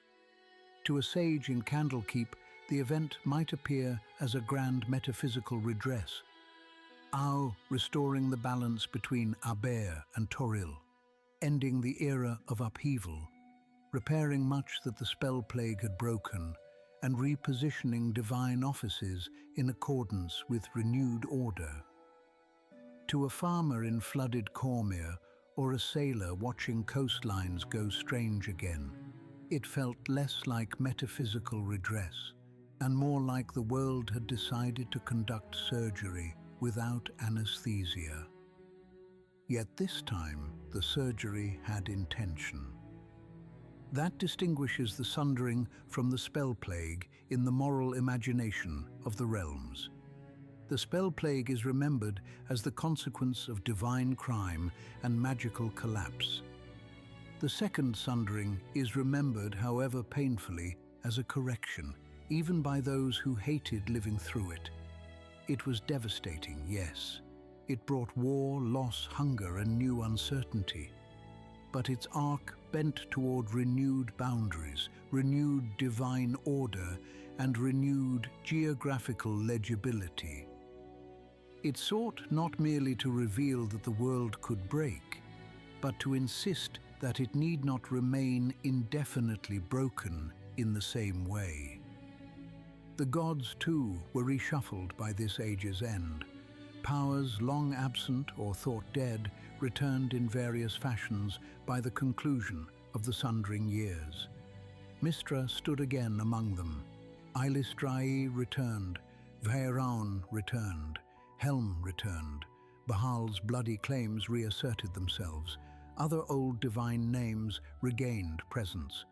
Some portfolios clarified, some confusions remained, but the larger pattern is plain enough. The long divine instability that had begun with the time of troubles finally moved toward closure. The heavens did not become simple. They became legible again. Legibility is underrated. People can survive much if they know the rules are rules rather than temporary moods of the cosmos. This is why I date the emotional end of the Plague Age not merely to blue fire subsiding, but to the combined effect of Mystra's restoration and the Sundering's completion. Only then could Faerûn begin, truly begin, to treat the previous century as a historical period rather than as an ongoing condition. It still hurt, it still echoes, but it could at last be spoken of in the past tense, without sounding insane. If you want to understand the Sundering years properly, do not picture a lone mountain splitting or two continents sliding back to their prior beds while the rest of the world waits politely. Picture instead a dozen crises, each locally overwhelming, all happening under a sky rumor says is obeying a judgment too large for human scale. In the Heartlands, the Great Rain became one of the event's signature experiences. For roughly a year, the heavens seemed bent on drenching central Faerûn into some cleaner shape, though the people beneath them were seldom grateful for the method. Roads became misery, supply lines rotted, armies marched in filth. Fields suffered even while older magical wounds were in some places softened or healed. Thus is Faerûn often corrected. By remedies that feel indistinguishable from punishment, while one stands beneath them. Cormyr, as I have said, endured invasion and dynastic shock in these same years. That coincidence matters. A realm under two-front war while storms reorder the land learns discipline or dies. Cormyr learned discipline. The Dalelands learned again that their freedom was both precious and perpetually dependent on stronger neighbors, choosing not to absorb them. Sembia learned that wealth under shadow protection is a bargain whose bill arrives with interest. Netheril learned that grievance-fed empire remains vulnerable to hubris. Myth Draenor learned that even after centuries of history, some symbols are still asked to die for everyone else's lessons. In the north, the Silver Marchers fought their own war. Neverwinter continued its rough reconstitution. Gauntlgrim's deep significance expanded. Waterdeep, ever the splendid opportunist, remained intact enough to serve as one of the great receivers of displaced energy, wealth, refugees, schemes, adventurers, and news. This is one of Waterdeep's least celebrated but most important civic functions. It metabolizes continental instability into urban relevance with astonishing regularity. The East, meanwhile, convulsed under restoration and contest alike. Mulhorand was reclaimed from Imaskari domination by returned divine legacy and mortal action working together. Unther returned, but not in a form that erased Timantha, and indeed could not. Timantha survived the Sundering more or less as itself, though pressed and altered. Akanul likewise remained, rather than vanishing back into pure aberration from Tyrillian expectation. Here again we see that the Sundering is selective restoration, not historical denial. Ao separates worlds, yes. Yet the century of contact had already produced settled facts no responsible historian can wave away simply because pre-plague maps felt tidier. Returned Aber itself largely passed back out of Toril by the later 1480s. Leracond was gone from Tyrillian seas by 1486. Its disappearance itself yet another maritime astonishment for those who had spent a lifetime becoming accustomed to its improbable presence. Mazdika returned, Lantan returned, Halrua returned, Nimbrel reappeared, Chult rejoined the mainland. Evermeet too came again into Tyrillian relation, though still touched by a liminal coexistence beyond purely ordinary geography. Coastlines and distances grew more familiar. Yet not everything reverted. Some earth motes and plague legacies persisted. Some Abaeran peoples and polities remained part of Faerûn's present. Some divine rearrangements held. Some old absences were filled by new normalities. Good. History should resist perfect housekeeping. An archive cleaned too thoroughly becomes propaganda. The completion of the Sundering around 1487 to 1489 DR therefore marks not a reset, but the end of an era in which reality had been actively in dispute. Ao's renewed order closed the long era of upheaval that had begun with the Time of Troubles. That closure is immense. It means the highest level of structural instability has abated. The gods are once again more bounded. Toril and Aber stand apart. Magic has a restored custodian. Many geographic distortions are corrected. The greatest of the overmighty revisionist empires, Shade chief among them, have been broken. The world ceases lurching. This is why later sages and travelers speak of the post-Sundering years with that odd mixture of relief and disbelief.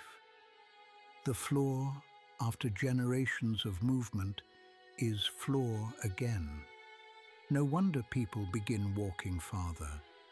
So why does the world, after the second Sundering, feel, to those living nearest it, like breathing space? Not because it is peaceful. That would be absurd. They remains menacing. Gentarim schemes continue. Red wizards sell peril in polished packages. Dragon cults stir. Giants grow restless in their own cycles. Drow still raid. Orcs still test borders. Vampires, beholders, hags, slavers, tyrants, cultists, ambitious dukes and amateur prophets remain regrettably abundant. Faerûn does not become safe after 1487 any more than a patient becomes immortal because the fever finally breaks. No, the age feels breathable because several different kinds of suffocation end at once. First, cosmological suffocation ends. The world is no longer under open dispute between Toril and Aber. Maps may still contain controversy, but they are not being contradicted monthly by metaphysics. The sun rises over a world whose basic ontological categories are once again mostly settled. This should not be underestimated. Ordinary courage requires a stable frame more than poets like to admit. Second, magical suffocation ends. Mistra's return and the repaired weave do not abolish magical danger, but they re-establish intelligibility. Wizardry becomes once again a discipline rather than a dare. Temples and orders can plan. Apprentices can be trained without every lesson beginning, assuming reality still behaves this 10-day. Old spells, old wards, old scholarship, old precautions, these regain continuity. High magic is still feared for excellent historical reasons, and no one with a functioning memory has forgotten Netheril, the time of troubles, or blue fire.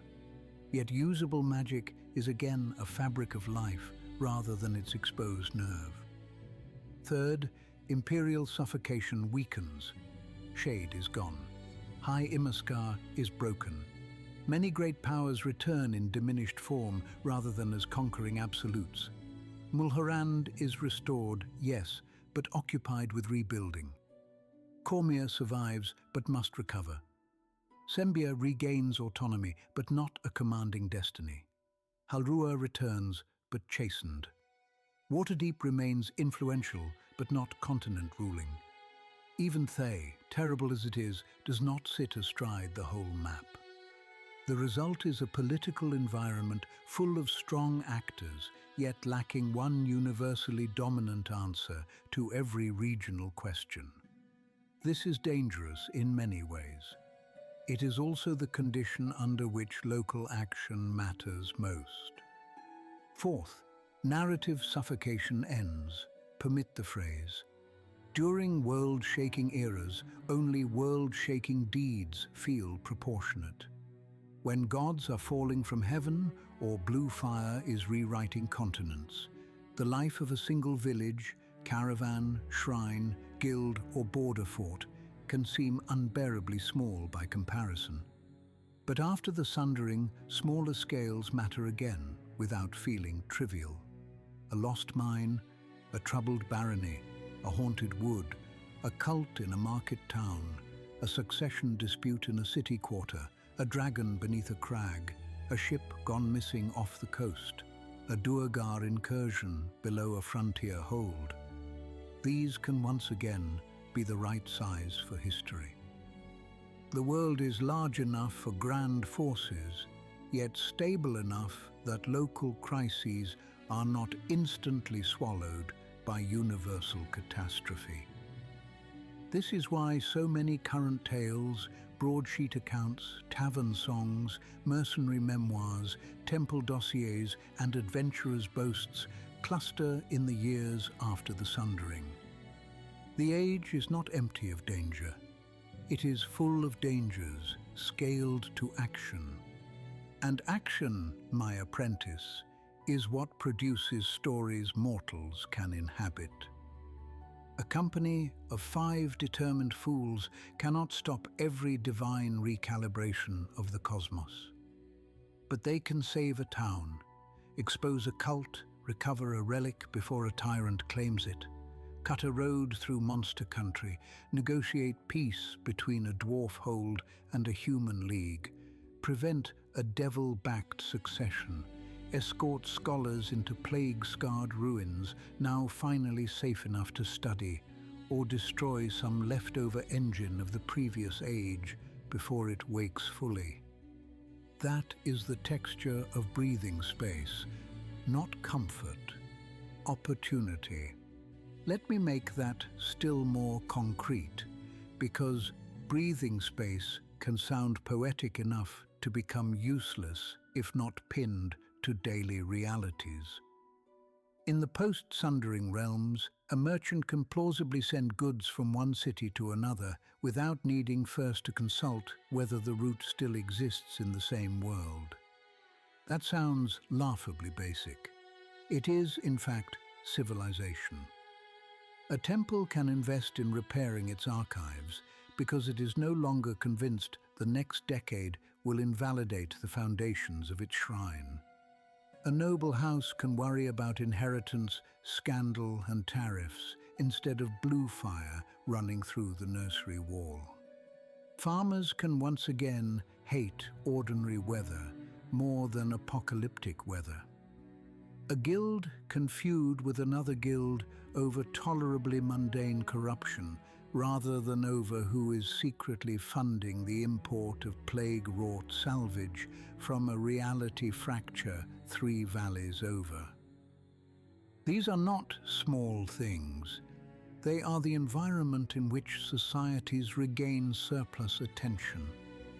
And surplus attention is what allows both art and intrigue to flourish. This is the age in which roads matter again. Not perfectly, never perfectly in Faerûn, but enough. Caravans move, pilgrims travel, scholars correspond. Mercenary companies develop reputations between cities. Bards carry songs from one court to another without needing each performance to double as emergency disaster reporting. Ship captains sail coasts newly refamiliarized after the return of islands and peninsulas, still alert to surprises, but no longer convinced the sea itself is in ongoing metaphysical litigation. At the same time, the old century of catastrophe has left behind an inheritance ideally shaped for peril. Ruins from every age lie open or reopened. Netherese wreckage remains the temptation and terror it has always been. Plague-wrought regions have not all been cleansed. Earth motes and magical anomalies still punctuate the landscape. Dwarven deeps, ruined in one disaster, may now be rediscovered from another angle. Lost temples re-emerge from returned lands. Sundered coastlines reveal old wrecks and new shoals alike. Regions once inaccessible are accessible again, but not domesticated. The world regains structure without losing mystery. That combination is precious. Too much order and the age belongs to bureaucrats. Too much chaos, and it belongs only to prophets and corpses. The post-Sundering balance belongs to travelers, opportunists, reformers, relic hunters, pilgrims, colonels, smugglers, inquisitive priests, exiles, treasure seekers, and those gifted madmen and women who hear that place was shattered by ancient magic, occupied by monsters, disputed by 3 faiths, and recently reattached to the mainland. And answer, excellent, we leave at dawn. Moreover, the age is thick with displaced memory. Dragonborn are no longer rumors from another world. They are neighbors, soldiers, rulers, and migrants, whose place in Faerûn is now a present tense negotiation. Genasi communities shaped by the plague centuries remain woven into the Eastern story. Mulhorandi restoration carries both ancient pride and recent trauma. Untheran claims and Timantheran realities remain uneasy. Sembia bears the scars of shadow vassalage. Cormyr bears the memory of survival. The elves carry new grief at Mithdrana's fall. The dwarves rebuild with older stubbornness sharpened by fresh wounds. The harpers reorganize in a world that still needs them. The Gentarim thrive where rebuilding creates demand for escort, smuggling, and coercion. The Red Wizards continue to profit from the fact that fear and need are always hiring. Thus, the present age does not sit after history. It sits on top of history while the mortar is still drying. You can walk into almost any modern Faerûnian tale and find the recent past still warm underfoot. A haunted tower may hold blue fire residue. A border quarrel may trace to lands returned in the Sundering. A dragonborn veteran may speak of grandparents not born on Toril. An elven envoy may calculate every risk through the lens of Mithdrana. A dwarf prospector may be searching a newly reachable underroad sealed since the Underchasm. A Thayan enclave merchant may smile pleasantly while representing the export arm of a necromantic regime.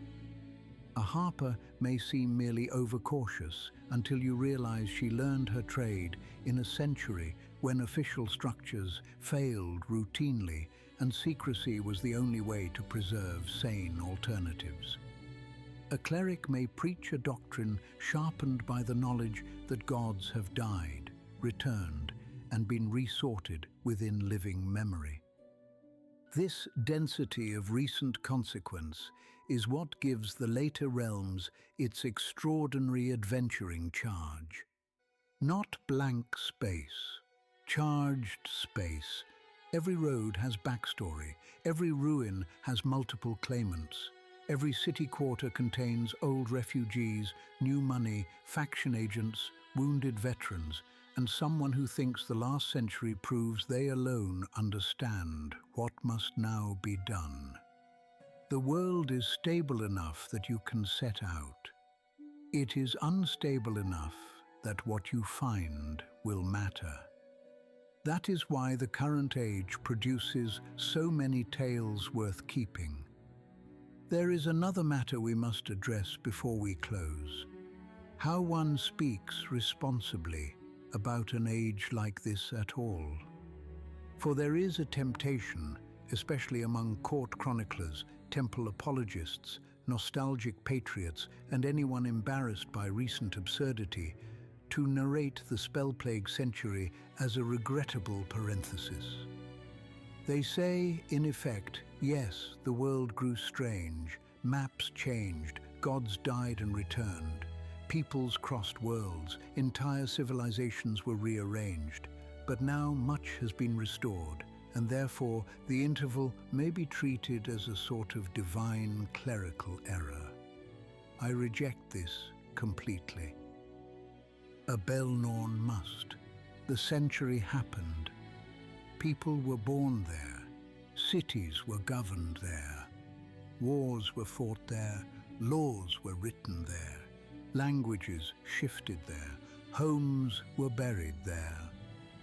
New peoples established themselves there.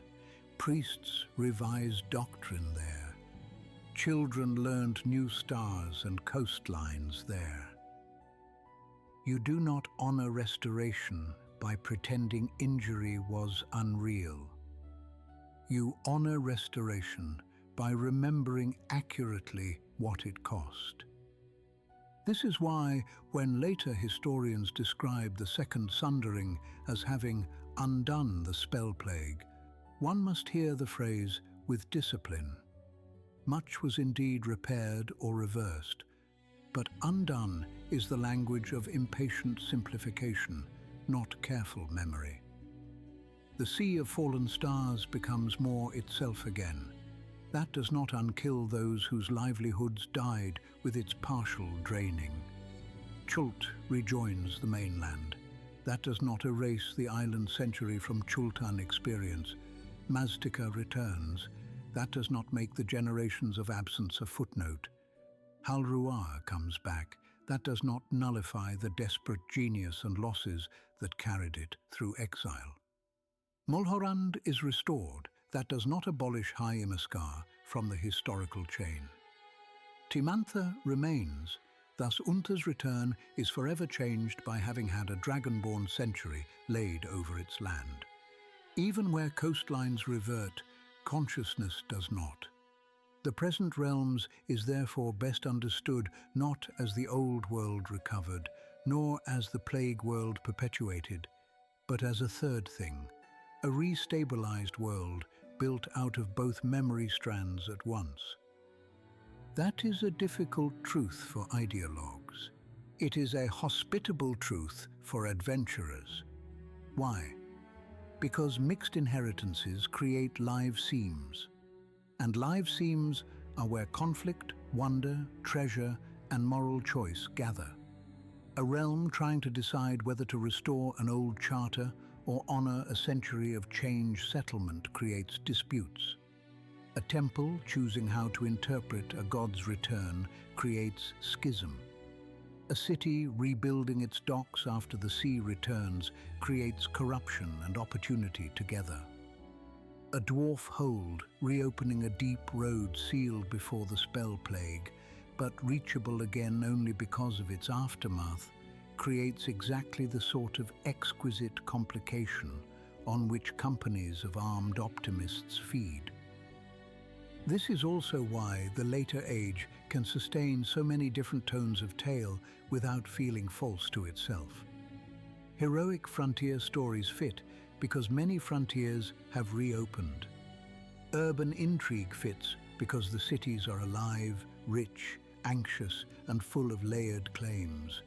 Horror fits because plague scars, dead gods, and underworld breaches remain in the background. Political drama fits because weakened or restored realms are renegotiating legitimacy. Exploration fits because returned lands and half-healed maps invite it. Religious conflict fits because the Pantheon's recent history has made theology vivid again. Even comedy, in its better and darker forms, fits because a world that has endured two great reality revisions in a century is bound to produce some absurd survivors. Not all archives appreciate absurdity. I do, within limits. The point is that the age after the Sundering is rich not because it has forgotten catastrophe, but because catastrophe has ceased to monopolize scale. Large things can happen again, small things can matter again. The middle range of history, the range in which most mortals actually live, has been restored. That, more than any cartographic correction, is what makes the present age legible. An age fit for tales is not an age without wounds. It is an age in which wounds no longer prevent every other human activity from occurring. Religion in this century deserves its own reckoning because the spell plague and Sundering together altered not only which god stood where, but how mortals thought about divine reliability. After 1358, no thoughtful worshipper could remain entirely naive about divine office. The time of troubles had already made that impossible. But 1385 deepened the injury. Mistra's murder showed that even one of the central sustaining powers of mortal life could fall to conspiracy. The collapse of the weave made what might have seemed a distant divine intrigue instantly personal to every hedgemage, temple, healer, and farmer who depended upon magical order without naming it daily. In effect, the spell plague taught Faerûn that divine crime could have infrastructural consequences more severe than most wars. This changes piety. Some become more fervent, not less. When the world wounds them, they cling harder to the idea that someone above must still be capable of meaning. Some become more transactional. If gods can fail, one chooses the god whose church at least still feeds the poor. Some become quietly skeptical while remaining outwardly devout, which is a very Faerûnian compromise.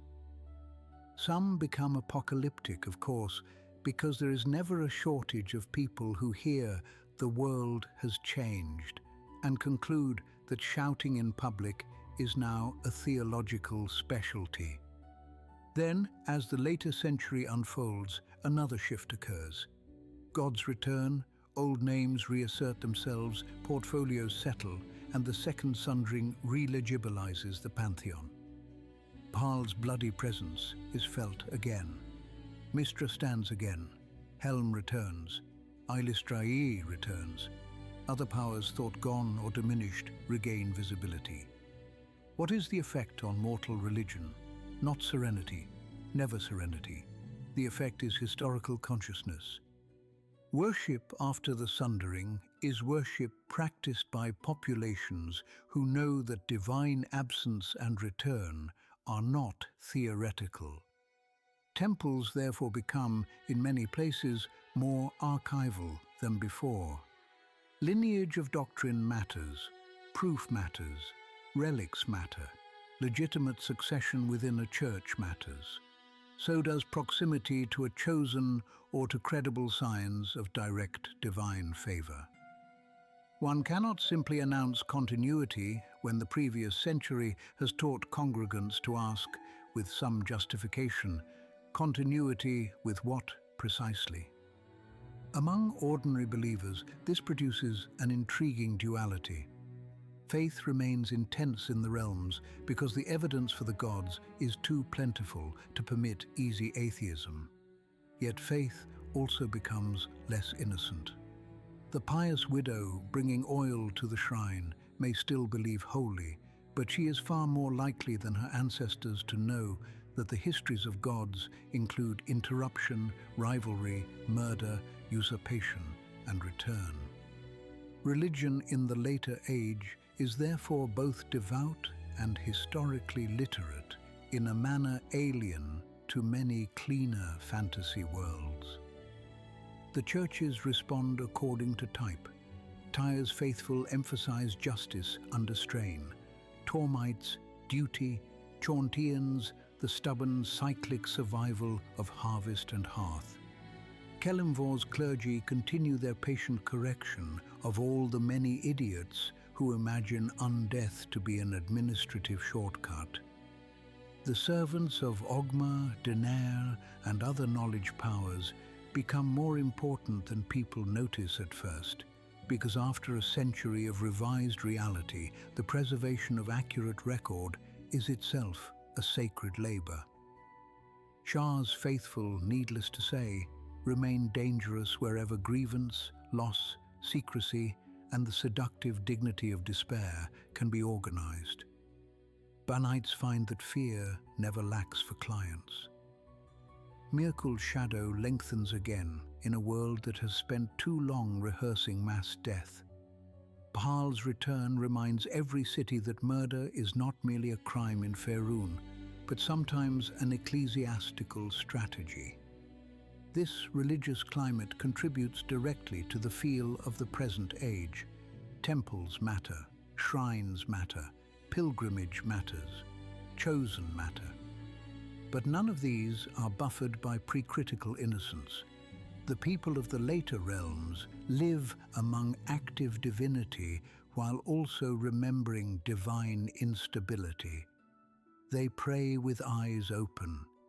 That makes them, on the whole, wiser than their gods deserve.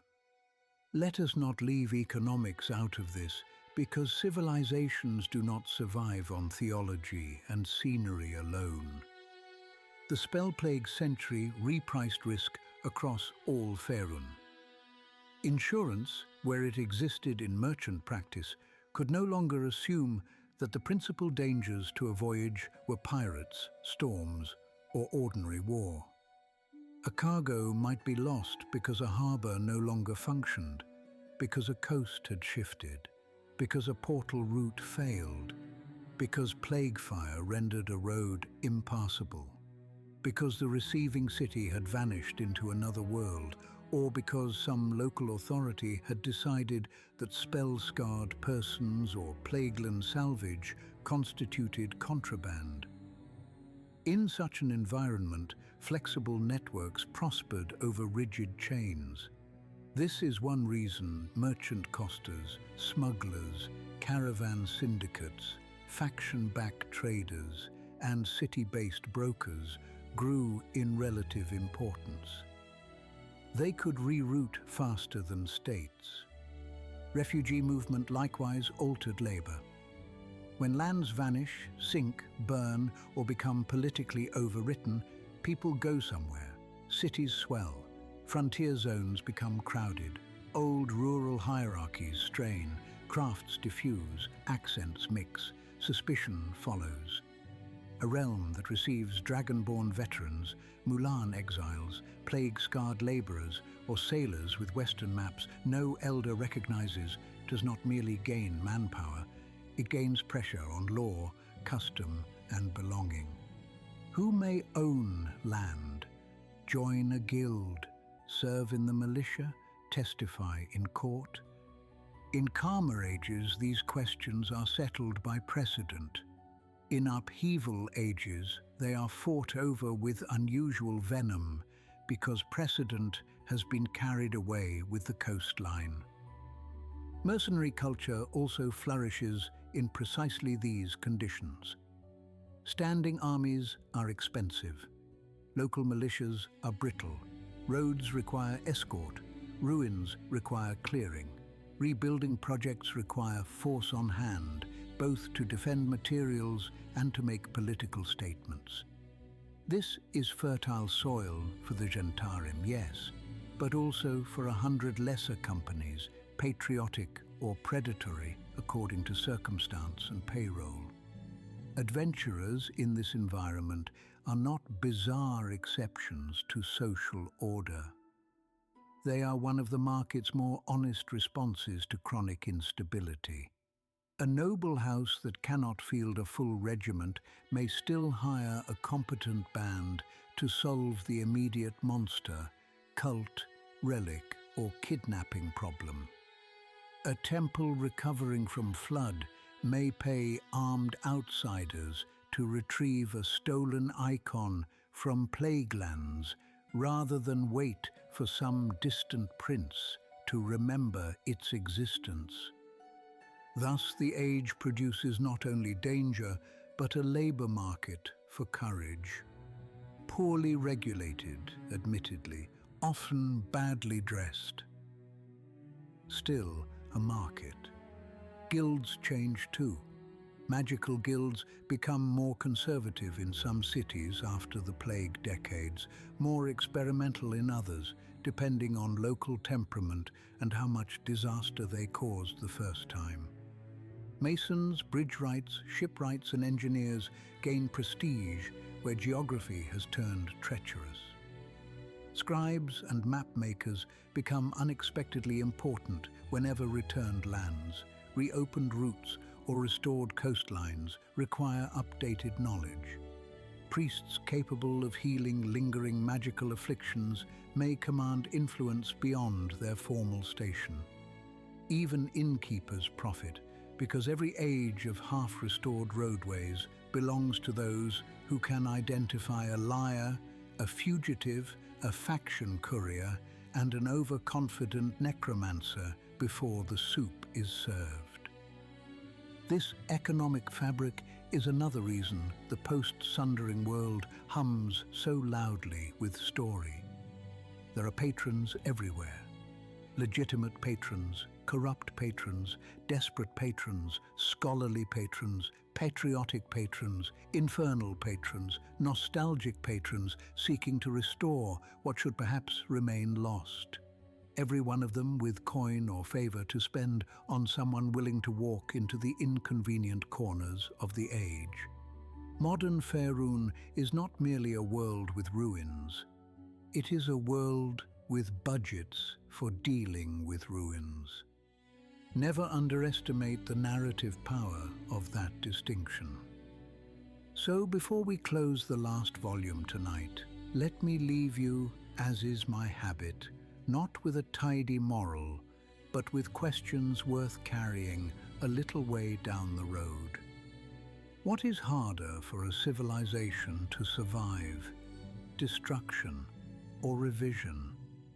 Would you rather lose a city to war and know who burned it, or wake to find the coast itself altered, the gods rearranged, the maps dishonest, and your grandchildren using words for disasters that did not exist when you were young?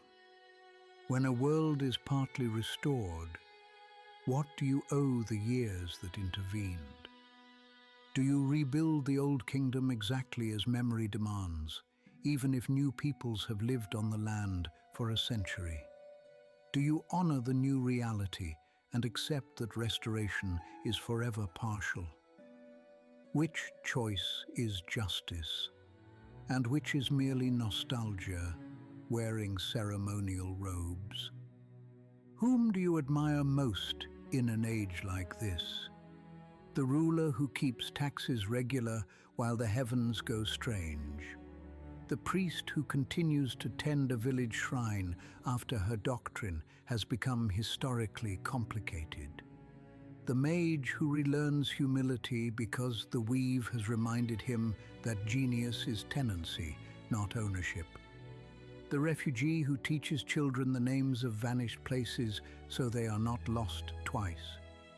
The merchant who dares reopen a road, the dwarf who sets the first new stone in a ruined hold, the dragonborn soldier building a home on a world his ancestors did not know, the harper who preserves one honest chain of memory, the nameless laborers who, after every apocalypse, still have to clean the mud from the street so tomorrow can happen. And what, after hearing all this, do you think the present age really is? A recovery? A compromise? A third world built atop two wounded predecessors? A reprieve granted to mortals in the hope that they will use quieter years more wisely than louder ones? I have my answer, but archives are improved by argument.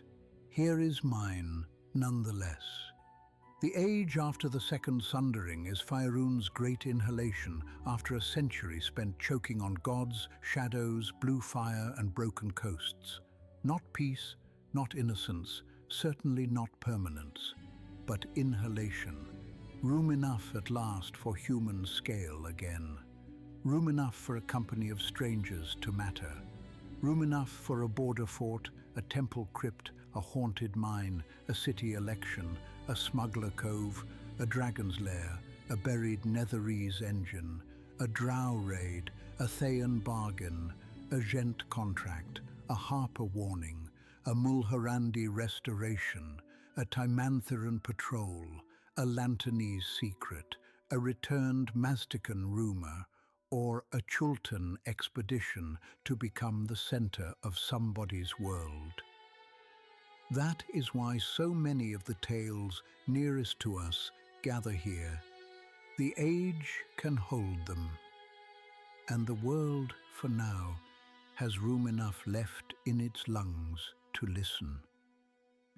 If you want the broader spine behind tonight's episode, the older ages, the timelines, the broken kingdoms, the long arguments that made this breathing space what it is, taleofthelich.com is live now. The archive is growing there, shelf by shelf. If these episodes have helped you hear the continuity beneath Faerûn's many upheavals, go to taleofthelich.com and walk the stacks a little further. Merch is coming soon as well. I remain, as ever, half amused and half appalled that meditations on divine negligence, blue fire, metaphysical border disputes, and the commercial resilience of post-cataclysm roadways may soon become objects suitable for one's wardrobe or breakfast table. Still, if some future shirt, mug, or other respectable domestic artifact persuades even one passerby to ask why a restored world is never the same thing as an unwounded one, I shall count the enterprise justified. This episode was brought to you by Dharma Web Solutions. If you need a site built with foresight, systems designed to survive real use, or technical work done by people who understand that maintenance is not the dull aftermath of design, but the proof that design respected reality from the beginning, visit dharmawebsolutions.com. And if this tale served you, leave a rating or review. Memory does not endure by merit alone. It endures because enough people choose deliberately to keep careful versions alive before the louder and thinner versions become the only ones within reach. Until the shelves open again, my apprentice, do not call an age simple merely because the map has stopped moving. Do not trust anyone who treats restoration as permission to forget. Ask every ruin what came before it, and every returned road who paid for its reopening. Remember that the world now called stable is standing atop a century of dislocation, and that this does not make it weak, it makes it layered. And if ever you stand at dusk on some road of the present realms, with a repaired bridge behind you, an old ruin ahead, a temple bell somewhere to the east, strange travelers at your side, and a rumor in your pocket that sounds exactly foolish enough to be true, understand what sort of age has made that moment possible. Not the age of certainty, not the age of innocence, the age after survival. Good night. May your maps be current enough to travel by, your histories honest enough to hurt, your gods sufficiently distant to permit your choices meaning, and your courage equal to whatever older world is still waiting beneath the road.